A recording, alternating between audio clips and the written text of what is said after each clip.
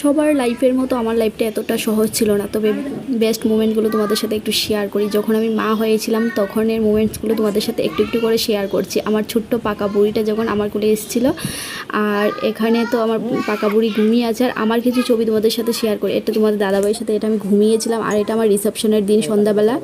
আর এটা আমি ভাত খেতে বসেছিলাম রাত্রেবেলা, যেহেতু আমাদের দুপুরবেলা হয়েছিল। আর এটা পরের দিন সকালবেলা মামা শ্বশুর করে দেওয়ার। আর এটা আমার রিসেপশনের লুক ছিল। তো কীরকম হয়েছে তোমরা একটু কমেন্ট করে জানিও। আর এটা পরে একদিন একজন দেখতে এসেছিলো, তার সাথে তারপর আমি চলে এসেছি আমার গার্ডেনগুলোকে পরিষ্কার করতে। গার্ডেন বলা ঠিক চলে না, কিন্তু টপে যেহেতু লাগিয়েছি তো সেগুলো গাছপালা হয়ে মানে রেমালের জন্য কি অবস্থা হয়েছে কি বলবো তোমাদেরকে। তো সেই গাছপালাগুলো পরিষ্কার করতে পারিনি, পরিষ্কার করলাম। আর আজকের ওয়েদারটা দেখো।